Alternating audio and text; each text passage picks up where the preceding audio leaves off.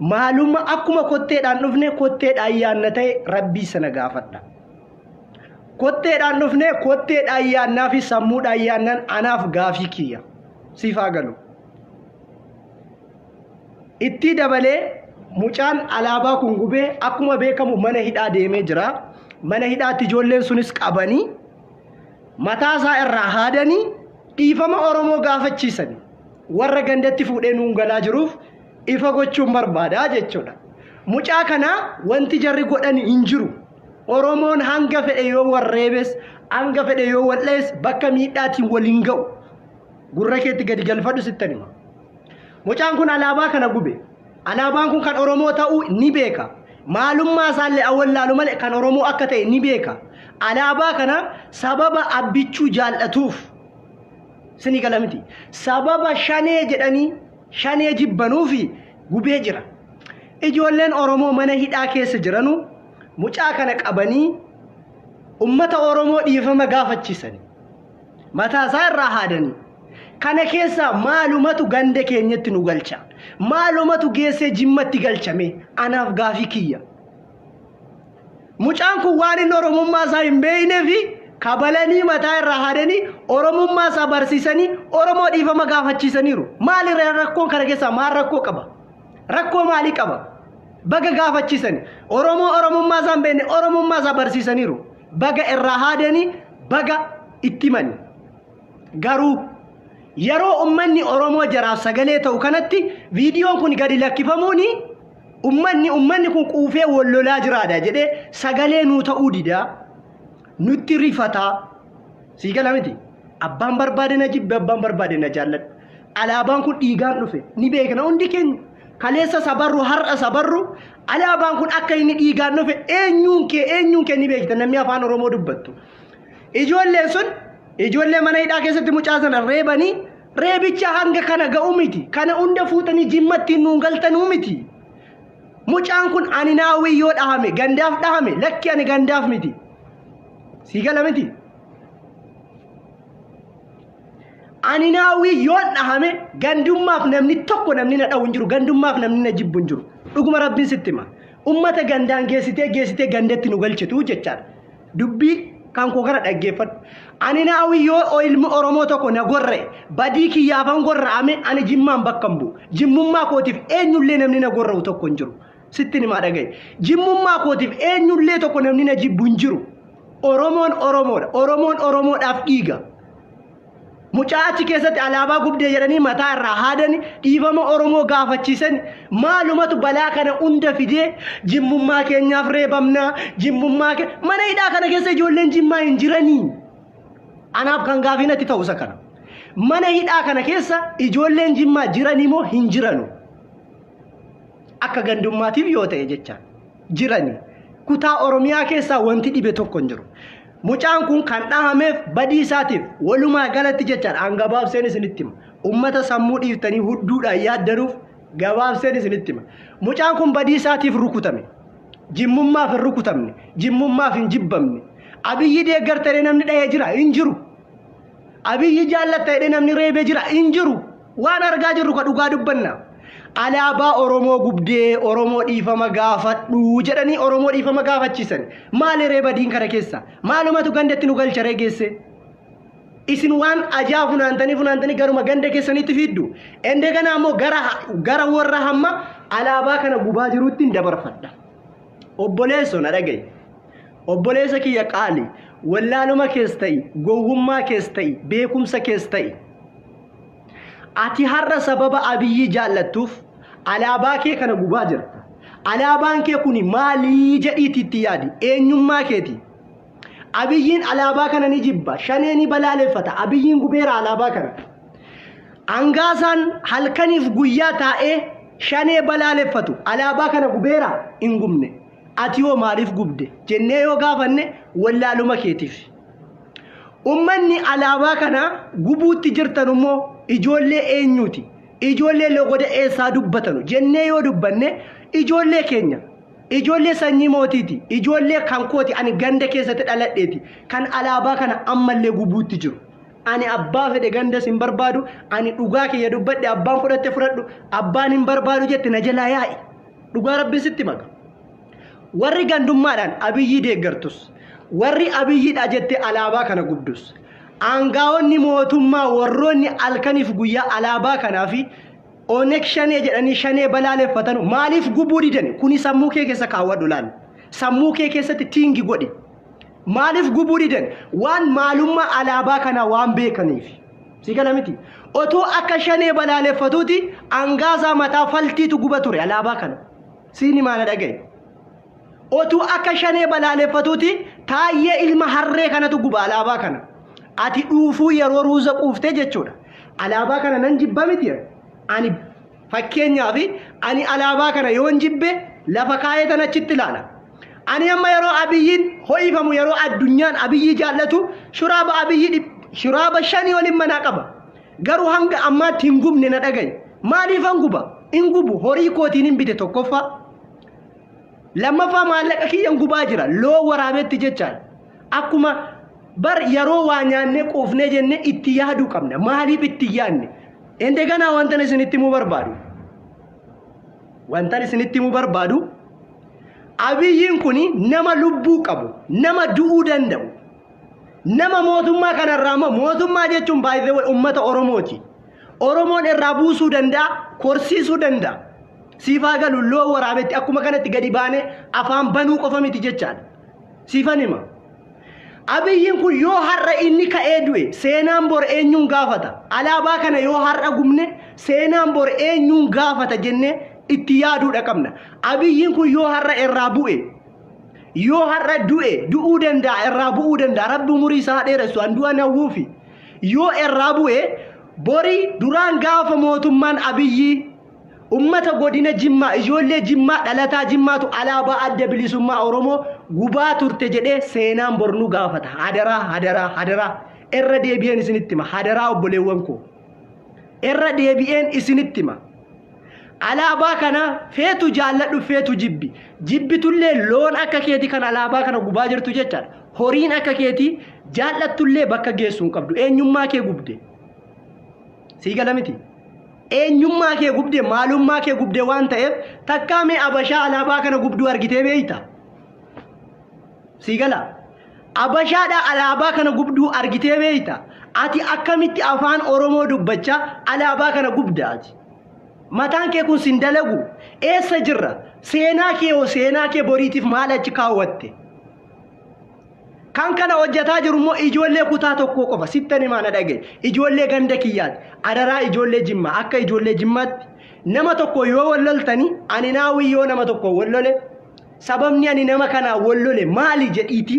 xiinxale ani dhimma dhuunfaa kootiitiin nama wallole du'ee ajjeesuu nan danda'a ani Jimmaan bakka hin bu'u warri Abiyyi deeggaruufi Jimmaan bakka bu'uudhaan alaabaa kana gubdu har'a sin arrabsuan seenaa kee boriitiif seenaa kee qofa osoo hin taane seenaa ganda keenya xureessaa jirta kana sammuu keessa kaawwadhu seenaa kee qofa miti seenaa ganda keetii xureessuu jirta dhuufuu waraabetti har'a akka nyaannee dhugnuu miti alaabaa kana irratti maaltu ta'e jedhiiti deemi gaafadhu wallaaltuu akka kooti waa'ee seenaa alaabaa kana sitti mullee hin danda'u sitti mullee fixuu hin danda'u ammuman beeku otuun sitti mee fixuu hin danda'u gadhe waa'ee alaabaa kana deemiiti baradhu waan tokko ajjeesuun duratti gubuudhaan duratti sii gala miti gubuudhaan duratti ajjeesuun duratti nama tokko seenaa isaa qoradhu maal godhe maal nutti godhe ummanni Oromoo maal irratti ta'e alaabaa kanaaf jecha ummanni Oromoo maal ta'e jedhiiti itti xiinxali erga baratte booda yoo gubuu ta'es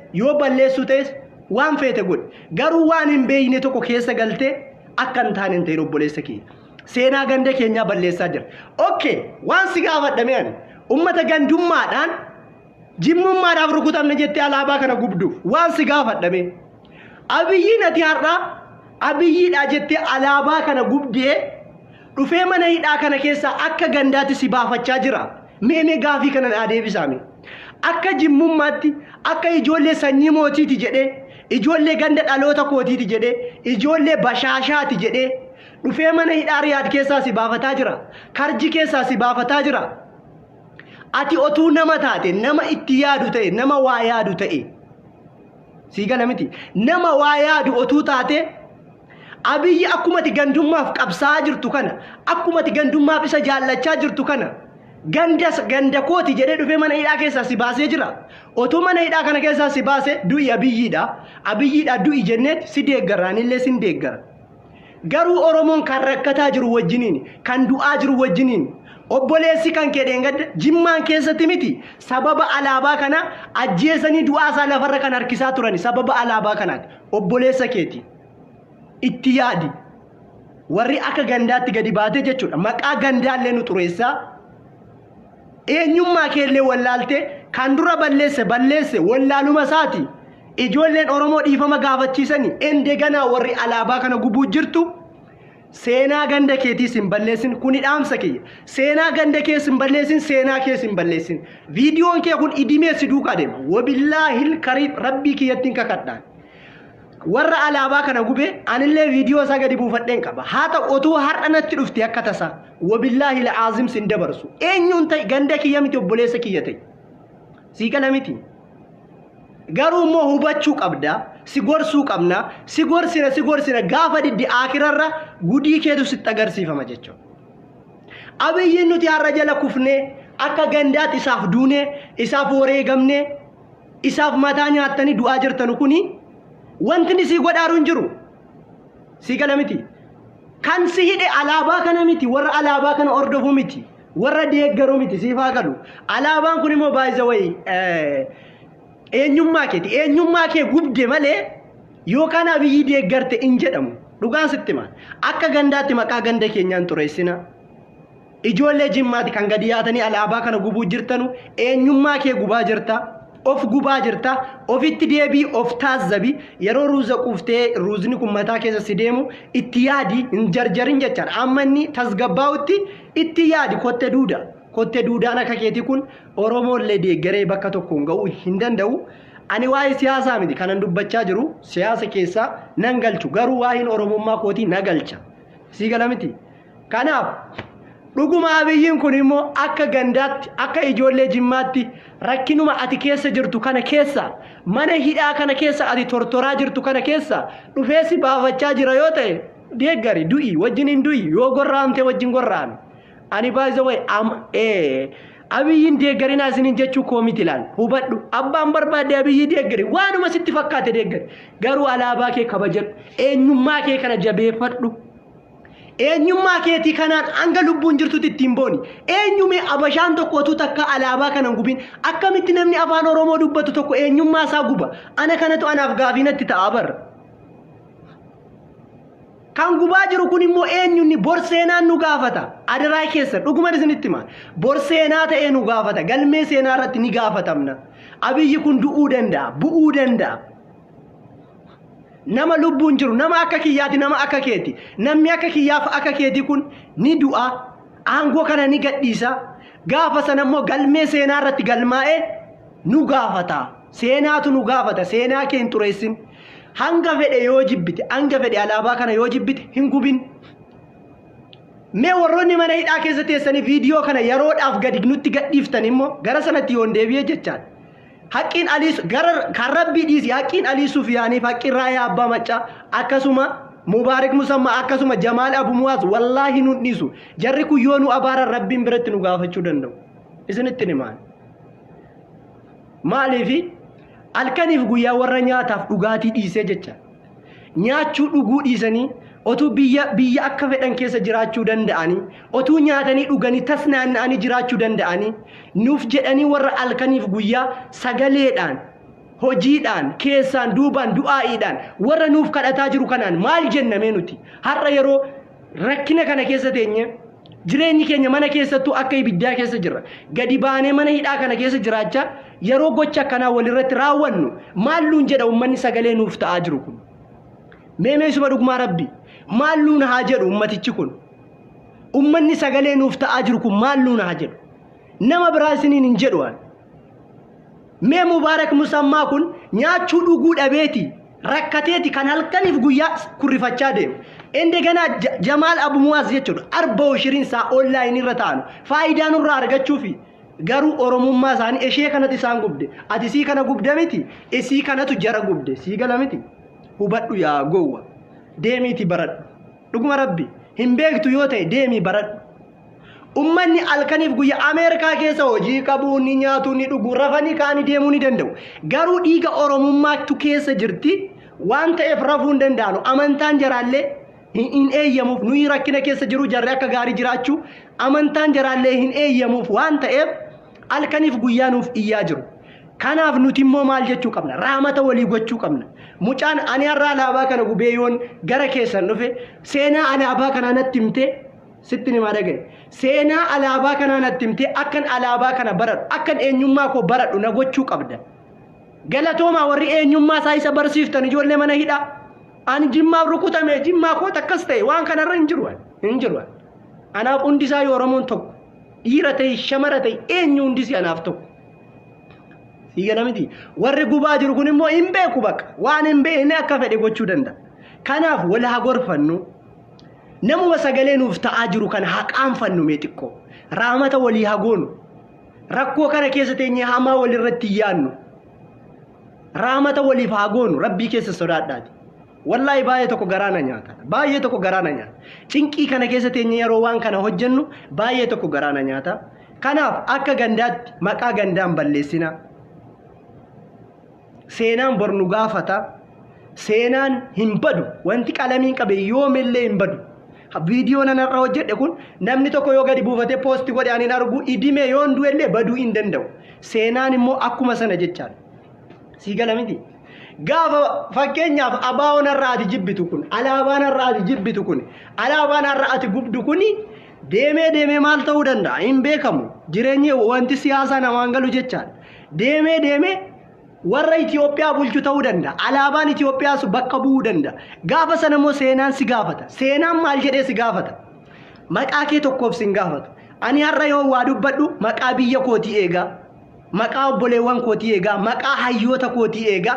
Dubbachuun narraa barbaachisa. Maaliif? Seenaan koo gaafa badu seenaan jaraas badeera. Jimma jedhamnee walitti arrafamna.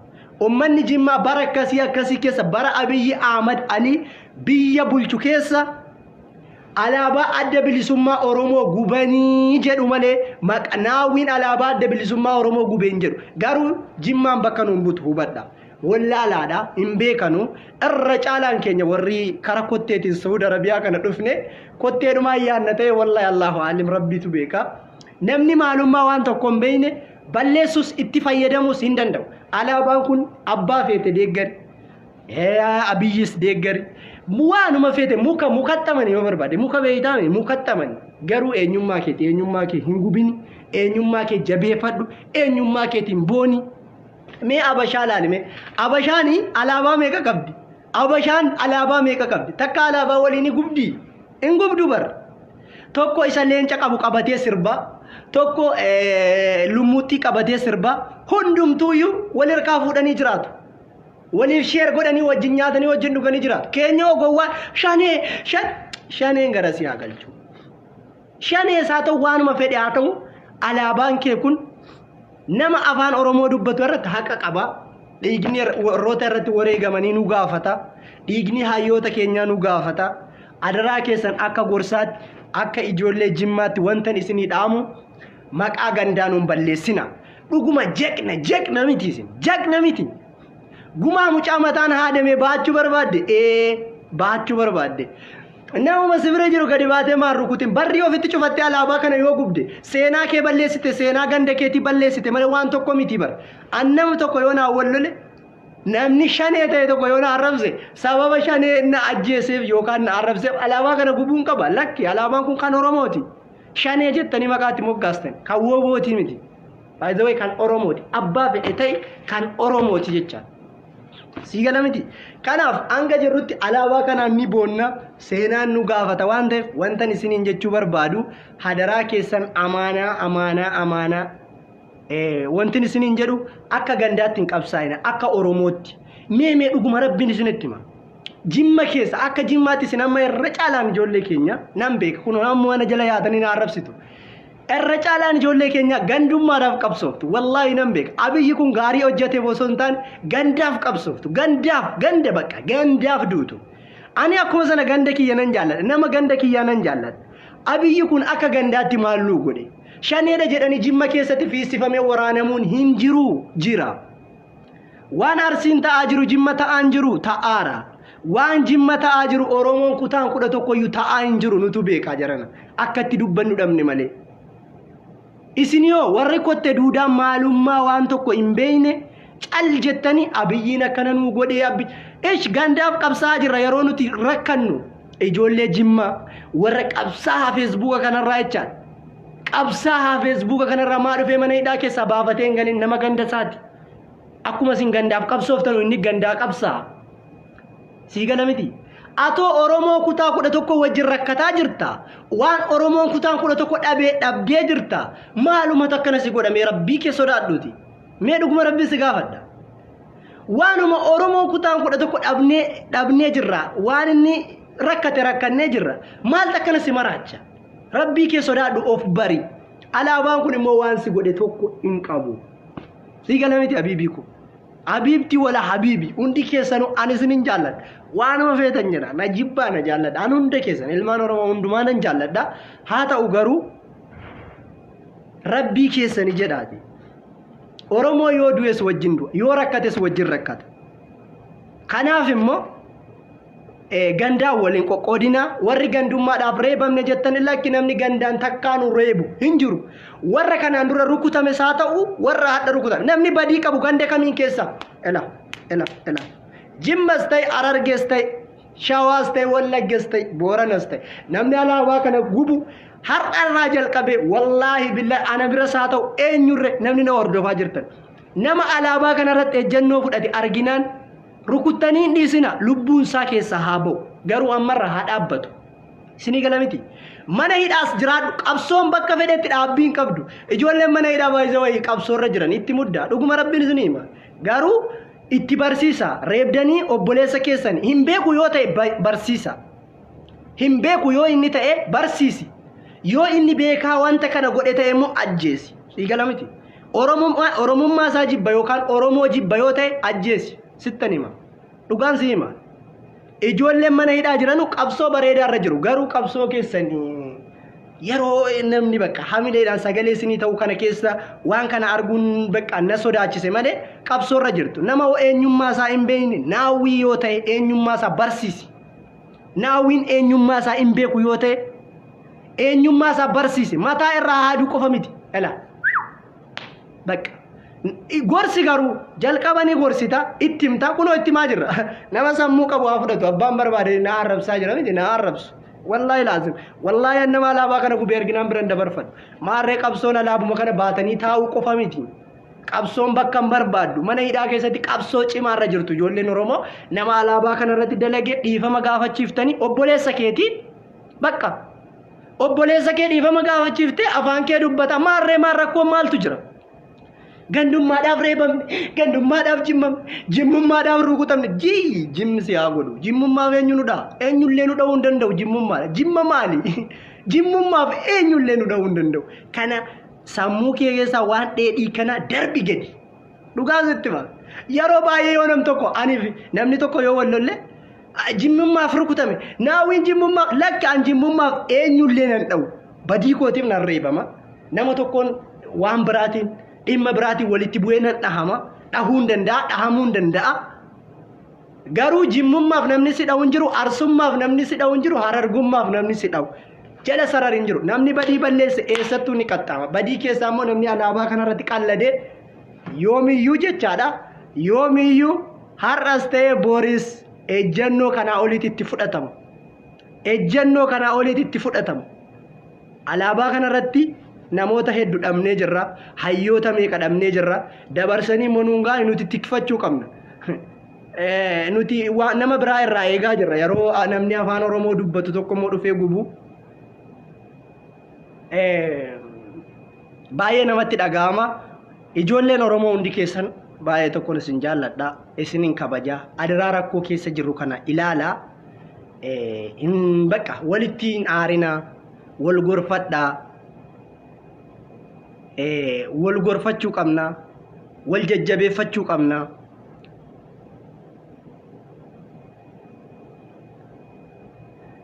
kanaaf haa ta'u yoo nama badii godhe arginellee wal gorfachuu qabna. Obboleessa isaa dha'ee ilma Oromoo dha'ee gandummaadhaaf dhahamne maarreedaa maarrishee waan akkanaa nurraa dhiisa. Gandummaaf namni nu dha'u hin jiru. Badii isaatiif dha'ee gaafa Abiyyi hin jirre seenaan nu gaafata. Akka Jimmaatti badii tokko hin godhina. Akka ijoollee Jimmaatti waan hin malle hin godhina. Wal gorfachuu wayya. Amma ijoolleen keenya baay'een maaf akkas hin jenne gandummaadhaaf dhahamne maa hin jenne jettanii namni na arrabsitan baay'eedha. Ani gandummaaf namni na dhaha jedhee yaadu. An gandummaan sammuu koo keessa waan hin jirreef namni gandummaan na dhaha jedhee yaadu. Gandummaa isin dhaha jedhee si yaadu. Badii keessanii rukutamtanii namni obboleessi immoo wal lola jechaadha. Namni haadha tokko keessaa gadi ba'eeyyuu wal lola. Nagaa taatanii uummata Oromoo dhiifamas gaafate. Innis uummata Oromoo dhiifama gaafate. Oromoo isaatiin nagaa ta'e kana booda namni dha'ee jira. Hin jiru. Ijoolleen daaffisanii dhahuu danda'u. Boo'uu danda'a. Gadi yaatanii gandummaadhaa, maarrisheedhaa, leelleellee hin jedhina. Inni gube badii guddaa qaba. Inni dhahees mataa irraa haades badii guddaa qaba. Inni mataa irraa haade gorsuu qaba. Hin beeku waan ta'eef namni beeku alaabaa kana gubu dhuguma rabbiin isinitti gorsuu qaba. Lakki obboleessa koo akkas miti. Akkana alaabaa kana irratti abbootii keenya dhabne haadholii keenya tarma irratti muramanii harka irratti citanii sii gala miti. Alaabaan kun akkana bara kana keessa akkas ta'e bara kana keessa ebeluun dhabne sii gala miti. Akkas jedhee ittimee tasgabbeessee mucaa kanallee dhiifama akkasumaan gaafachiisuu qaba. Wanti darbeera kana booda stop nurraa dhaaba. Amaanaa wanta isiniin jedhu kanuma.